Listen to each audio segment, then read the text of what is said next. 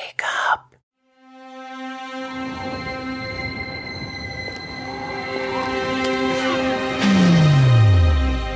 In 1994, Nintendo was running out of time. The world was changing. Sega had attitude, Sony was rising, and Nintendo's 16-bit magic was starting to fade. Developers were chasing realism, more bits, more power, more polygons. The Sega Genesis has blast processing. Super Nintendo doesn't. Everyone wanted to leave the past behind. But then came the old gorilla. Not Mario. Not Link. Not even Samus. A gorilla pounding his chest, rising from the pixel jungle, born from silicon, and a studio no one believed in. He wasn't supposed to win. He wasn't even supposed to matter. But he did, and in doing so, he saved Nintendo. This is the story of Donkey Kong Country, the game that saved Nintendo, divided developers, and changed how we see real forever.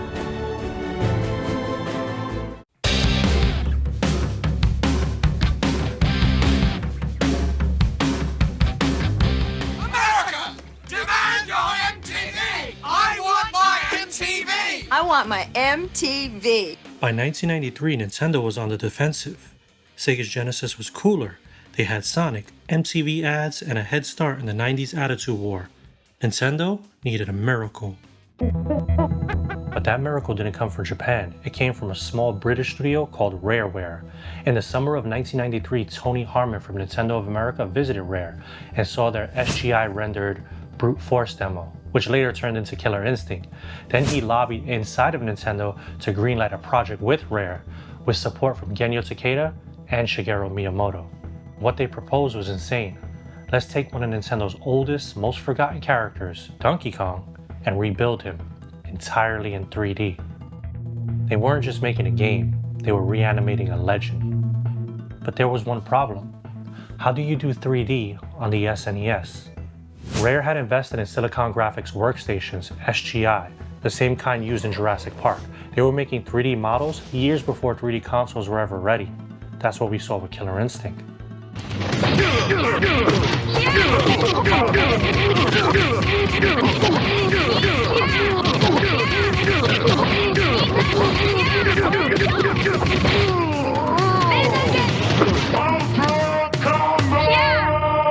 Developers across the industry called it a trick. Some said it wasn't real 3D, that it was pre-rendered smoke and mirrors. But Rare didn't care. They believed players would feel it, not question it.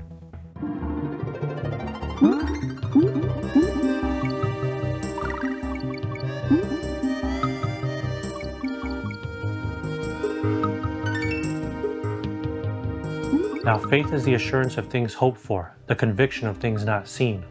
That's what Rare had, faith in the unseen. They couldn't prove that their technology would work, they just believed it would.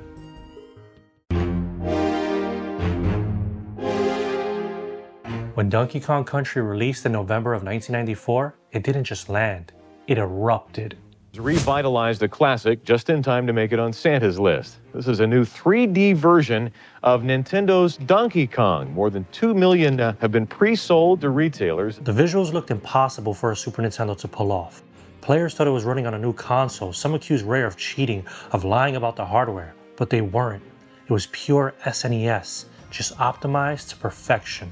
On average, a day I play about 4 or 5 hours a day. Whether you're 2 years old or 200 years old, everybody is playing. Now here's where the mystery deepens. Some fans believe that Nintendo faked the game's graphics entirely, that the trailer wasn't real gameplay. Some claim that the game was running on prototype next-gen hardware, which would have been the Nintendo 64. But the truth? It was genius engineering. Rare's team of 20 used the SGI tech to render 3D models, then compressed them down into sprites. Each frame was handcrafted, a digital miracle. Let's look at the stage Snow Barrel Blast. As you're progressing through, you see the mountain in the background, looks all beautiful. Then the sun starts to set on it. As you go further, it starts to slowly snow in the background. Keep on moving, start to get heavy snow. Full on, the background whites out. As you're getting closer towards the ending, the snow starts to fall where you're at, covering the trees, everything, and eventually obscuring your view going through. That was huge for the Super Nintendo at the time. Yet despite its beauty, Donkey Kong Country faced backlash from inside the industry. Some found the bonus rooms and animal token mechanics disruptive and damaging to the game's flow, as these could interrupt level progression unexpectedly. Critics noted that certain levels felt repetitive, lacking variation and excitement, with a few describing the level themes as basic or dull. Several reviewers found the bosses overly simplistic, uninspired, and tedious compared to the main gameplay. Shots fired. The complaints were for the sake of not wanting the game to be the perfection that it was. But history had the last laugh. The game went on to sell over 9 million copies, revitalized the SNES, and silenced any critics. What most people don't realize is that Donkey Kong Country was more than a technical marvel. It was spiritual in design. Every level was designed around rhythm and flow, patience, momentum, precision. Mistime a jump and you fall. Rush too fast and you fail. Every victory felt earned, not given. James says the testing of your faith produces perseverance. Let perseverance finish its work so that you may be mature and complete. Like faith itself, Donkey Kong Country taught endurance, not the endurance of punishment like the NES games before it, the endurance of mastery, of staying calm in the chaos, of learning timing and grace. When I was a kid, I used to rage at games, and minecart madness definitely ignited it at times. But looking back now, those moments taught me patience. It taught me how to fail well. Let me interrupt this video real quick. I have a video game-based clothing line. This is actually one of the designs right here. Press start to exist. We got the It's Still Beating.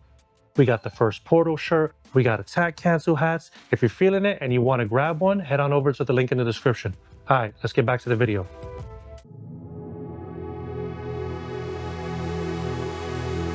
But where there's success, there's always shadow.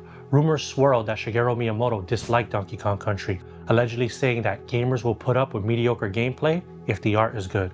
This quote was never verified and is actually an urban legend resulting from misinterpretation and mistranslation of an interview allegedly in the May 1995 issue of EGM. The original magazine doesn't have the quote, leading to doubts about its authenticity. There was the rumor that Rare overworked their team during development, and this was partially true, with the team working 12 to 16-hour days, 7 days a week to hit deadlines sometimes. Or how about the conspiracy theory that hidden spiritual symbols were encoded in the game's music? This was false, though David Wise's soundtrack was on another level for SNES music. And I can tell you right now, Donkey Kong Country has one of the best soundtracks in all of video games. This man was on a whole nother level when making that score.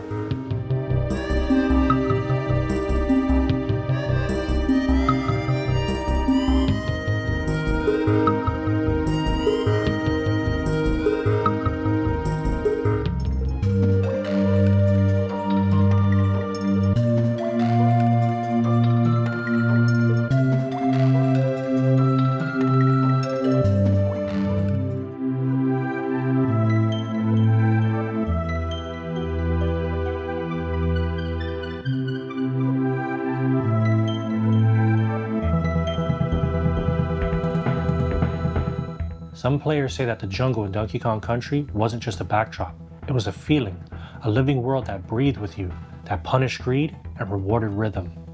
Others noticed how every level, from ancient ruins to coral reefs, felt sacred, like forgotten places we were meant to protect but had already lost. It's easy to dismiss this as overthinking, but I'd call it divine design. Maybe Donkey Kong Country wasn't just about bananas or barrels. Maybe it was about balance, about our place in the garden. Every jump, every fall, every climb through the pixel jungle reminded us that creation is a gift and we're part of it. Caretakers, players in the story, not creators of it. When the dust settled, Donkey Kong Country had done the impossible. It didn't just outsell nearly every game on the Super Nintendo. It redefined what a 2D platformer could be. It proved that art could sell as much as power, that heart could beat hardware. At a time when gamers were obsessed with fighting games, Madden, and the next big thing, Rare proved that creativity still mattered. Donkey Kong Country revived Donkey Kong as a cultural icon, elevated Rare into gaming royalty, and reminded developers that gameplay and beauty could coexist. It set the stage for games like Super Mario 64, GoldenEye, and Banjo-Kazooie. Every smooth camera pan, every 3D location that followed owes a piece of its DNA to that gorilla. It also reshaped how players connected to the games. Before Donkey Kong Country, most 2D platformers were quick bursts of fun, short hops, instant resets. Donkey Kong Country invited you to linger, to stop and admire the scenery, to listen to the echo of David Wise's soundtrack, to feel wonder again. It made gaming cinematic, not through cutscenes, but through emotion. And maybe that's why decades later you can still hear aquatic ambiance and feel like a kid again. Donkey Kong Country wasn't just another 16-bit cartridge. It was proof that games could be art, capable of evoking awe, nostalgia, even peace. I think great video games are like favorite playgrounds, places you become attached to and go back to again and again. Wouldn't it be great to have a whole drawer full of playgrounds right at your fingertips? It inspired countless developers, from indie pixel artists to AAA studios, to chase style and soul with equal measure. Without Donkey Kong Country, we might never have had Ori and the Blind Forest, Rayman Legends, or even the renaissance of 2D platformers that shaped the 2010s and today. And beyond technology, its message rippled through the industry. Innovation doesn't always come from giants. Sometimes it comes from faith, risk, and the courage to believe in the unseen. And maybe that's what makes Donkey Kong Country so timeless. Because when Rare built the game, they weren't just pushing pixels, they were chasing wonder. And that wonder still finds us every time we press start. For me, wintertime is Donkey Kong Country. I remember the game dropped around Thanksgiving and I borrowed it from a friend. Going home, sitting in my New York City apartment on the 3rd floor, snow falling through the streetlight, and the DKC soundtrack filling the room. It was the first time I realized that a video game could be beautiful. Not fun, beautiful. It was peace, wonder, and stillness. When I look back on Donkey Kong Country, I don't see a game. I see what happens when people take something old and believe it could be made new again. Rare took a dusty, forgotten franchise and gave it life. Nintendo took a risk on outsiders. And somehow, together, they made something timeless. And maybe that's the point. The same God who breathes life into us can do so with our dreams. No matter how outdated, how broken, or how forgotten they seem, they can be reborn.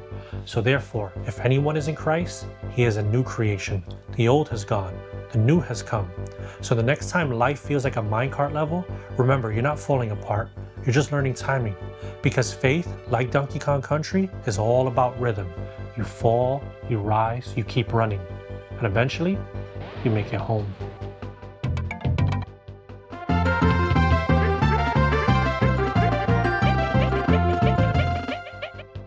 I'm Cello and I've been hosting esports tournaments since before it was called esports. This game will forever hold a special place in my heart, legitimately. It's been 30 years and whenever wintertime rolls around, I always think about Donkey Kong Country. Anyway, if you were feeling this video, give me a like, share, subscribe. All that stuff is a small thing for you, but it's actually really huge for me. Do me a solid, go read your Bible, go play some video games, and go one up your world. Peace.